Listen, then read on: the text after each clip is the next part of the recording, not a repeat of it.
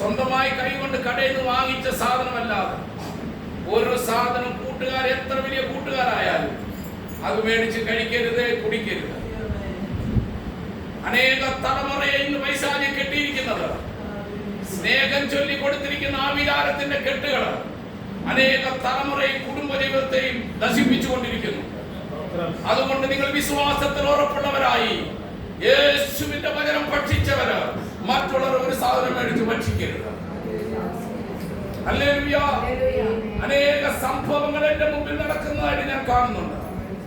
എന്റെ മുമ്പിൽ പേഴ്സണൽ പ്രാർത്ഥിക്കാൻ വന്നവരുണ്ട്. സ്നേഹം ചൊല്ലി അവർ കൊടുത്ത സാധനം ബർത്ത്ഡേ കേക്ക്, ബർത്ത്ഡേയുടെ ദിവസം ഗിഫ്റ്റ് കൊടുത്ത കേക്ക്, ആ കേക്ക് മേടിച്ച് കഴിക്കുമ്പോൾ കേക്കിനകത്ത് റെഡ് ഫ്ലവർ ഡിസൈൻ ചെയ്തിരിക്കുന്ന കേക്ക് മാത്രം മുറിച്ച കുട്ടിക്ക് കൊടുക്കണം. കൂട്ടുകാരി അത് മുറിച്ചു കൊടുത്തു. അത് വായിച്ചെന്നപാടെ അവിടെ മേൽ ആവികാരത്തിന്റെ കെട്ടുകൾ മുറുകാൻ തുടങ്ങി, ശ്വാസം പ്രവർത്തിക്കാൻ തുടങ്ങി. അന്ന് അമ്മയോട് സംസാരിക്കാൻ നിർത്തലാക്കി, അമ്മയോട് ചെലക്കാൻ തുടങ്ങി, പഠിക്കാൻ ഇൻട്രസ്റ്റ് ഇല്ലാതായി, സൂസൈഡ് ചെയ്യാൻ തുടങ്ങി. അതുകൊണ്ട് നിങ്ങൾ നിങ്ങളുടെ മക്കളോട് പറയണം, വിശ്വാസത്തിൽ ഉറപ്പുള്ളവരായിരിക്കുന്നവരായി ഒരു അന്യന്റെ സാധനം മേടിച്ച് കഴിക്കരുത്. ആ കുടുംബത്തിൽ നാശമുണ്ടാവും. ചെവിയുള്ളവർ കേൾക്കട്ടെ, ചെവിയുള്ളവർ മനസ്സിലാക്കട്ടെ.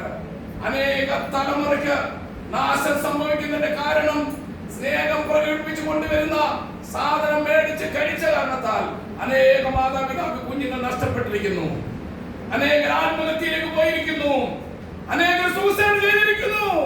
പ്രിയജനമേ, നിങ്ങൾ മനസ്സിലാക്കണം, യേശുവിന് മാത്രമേ ആ വികാരത്തെ പൊട്ടിക്കാൻ സാധിക്കുകയുള്ളൂ. ദൈവത്തിന്റെ ആത്മാവിന് മാത്രമേ അന്ധകാരത്തിന് മേൽ ജയമെടുക്കാൻ സാധിക്കുകയുള്ളൂ.